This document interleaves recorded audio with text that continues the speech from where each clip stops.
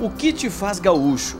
Colado no muro, ao lado de um ponto de ônibus, no meio do intenso movimento do centro de Porto Alegre, um painel faz essa provocação. E não é o único. 100 imagens como esta foram espalhadas pelas ruas. Elas poderiam estar em uma exposição, mas o objetivo é atingir mais pessoas e ajudar quem passa a entender como a própria identidade foi formada. Para o gaúcho, olhar para esta foto é como se ver no espelho. As imagens fazem parte do projeto Influência, iniciativa de Henrique Fagundes da Costa e Eduardo Rocha.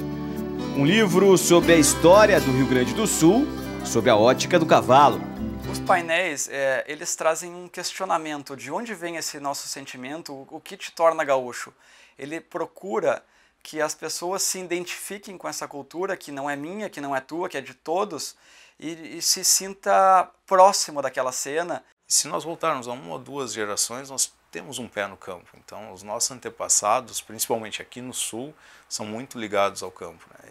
E essa figura do cavalo como influenciador da nossa evolução como humanidade, ela é muito forte aqui no Sul.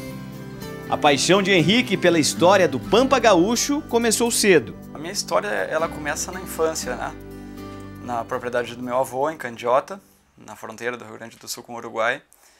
E meu avô sempre brinca que quando ele me perdia, assim, eu estava fazendo algum barulho no galpão e eu sempre voltava de fora, como a gente chama, da fazenda para a cidade com alguma peça. Um estribo, um freio, uma espora, sempre procurando pelos galpões. E comecei de uma forma bastante amadora a juntar algumas peças de montaria, formar uma coleção, um acervo. E na minha adolescência esse sentimento foi aumentando, fui reunindo mais e mais peças. Ele passou 14 anos cavalgando pela história através dos livros. Da leitura, às milhares de páginas escritas à mão, a obra foi tomando forma. O desafio foi saber por onde, ou melhor, quando começar a narrativa.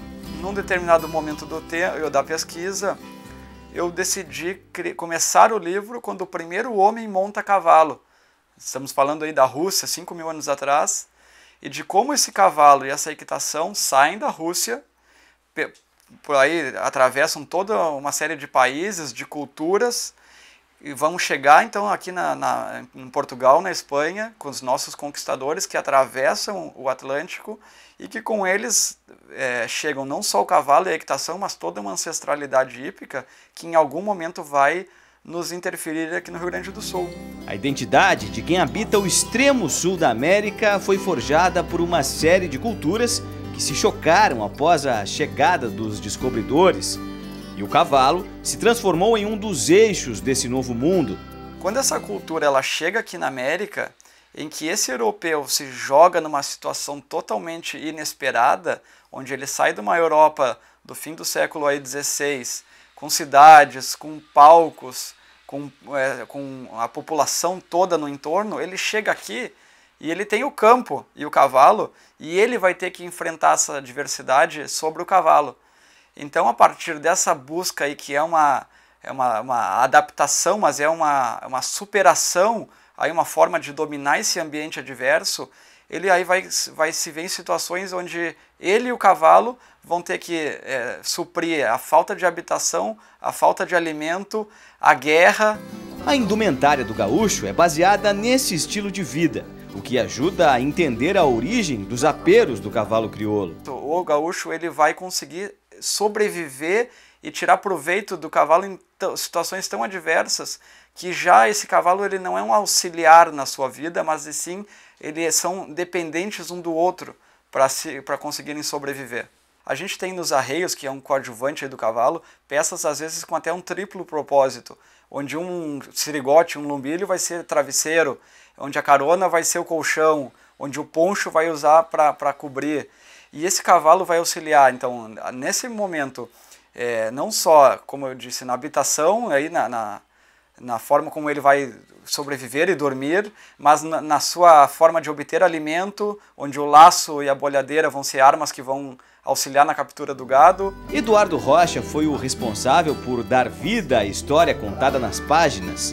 Cenas cotidianas dos antepassados que viveram no Pampa foram reproduzidas com exatidão. Tu vai ver o índio que ele estava sem camisa, depois nós temos o índio já com poncho. Mas por que ele estava com poncho? Porque a ovelha naquela época já havia chegado na América, que o homem já sabia a utilização da lã, então por isso ele já conseguia preparar um poncho. A partir do momento que tu dá o clique, que tu congela aquele fragmento de tempo e materializa ele numa imagem, tu tem uma representação em um documento de um momento, né?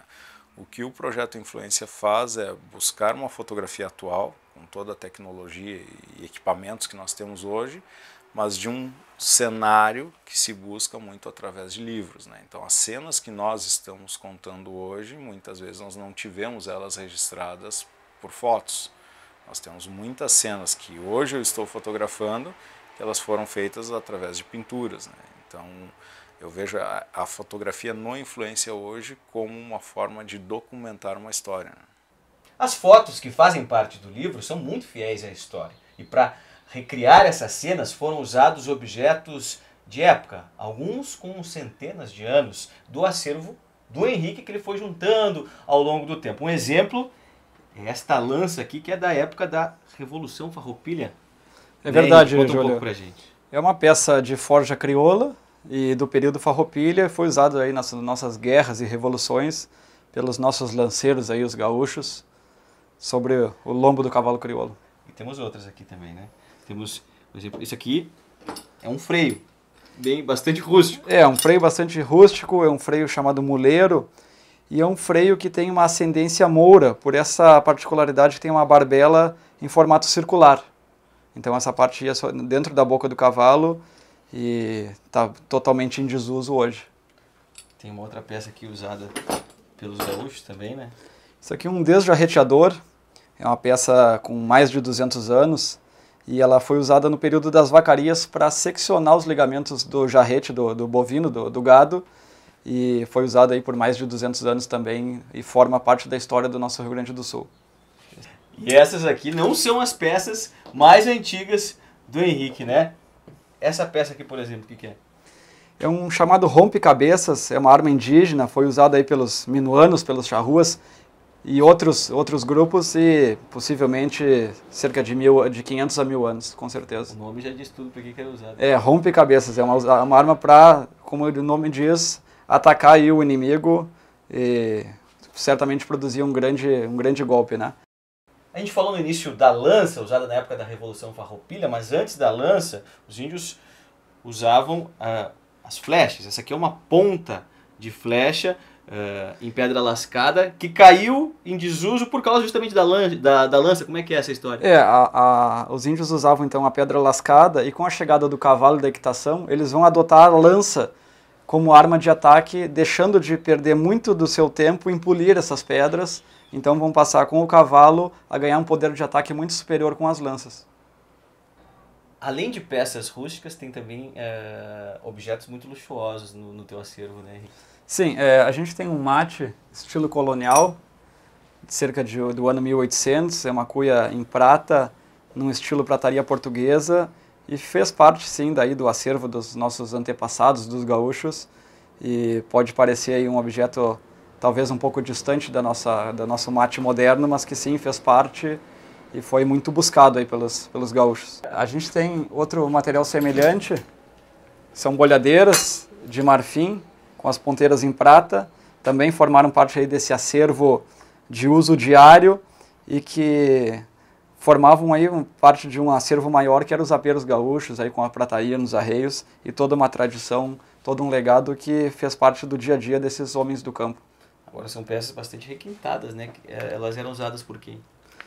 Elas eram peças que podem parecer, pelo seu valor, peças de gaúchos mais ricos, mas que nem sempre são verdade, porque o pensamento desses homens, eles estavam baseados aí no seu cavalo, né? E o cavalo levava todo o valor que eles possuíam, então eram peças que eram muito buscadas e que poderiam ser não só compradas, mas ganhadas aí em carreiras, em disputas e de outras formas, e que formavam parte aí desse acervo individual de cada campeiro.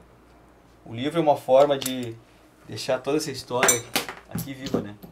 Com certeza, as fotos aí que a gente recria e toda essa trajetória que o livro conta é um pouco de preservar esse nosso acervo gigantesco que a gente tem e toda essa cultura hípica, essa cultura que forma a identidade do nosso estado, então que isso se preserve de uma forma que crie um documento verdadeiramente histórico. Inseparáveis, gaúcho e cavalo crioulo, na história do Pampa e na identidade de um povo. O cavalo ele é o início do projeto, ele é o meio e ele é o fim. E esse livro ele não é uma história que não termina, né? Então ela se encerra até que nós chegamos na equitação contemporânea. Mas é um processo em contínua evolução. Tem uma história longa, tem uma história rica e nós temos que nos orgulhar dela e não só orgulhar, mas tentar preservar de alguma forma.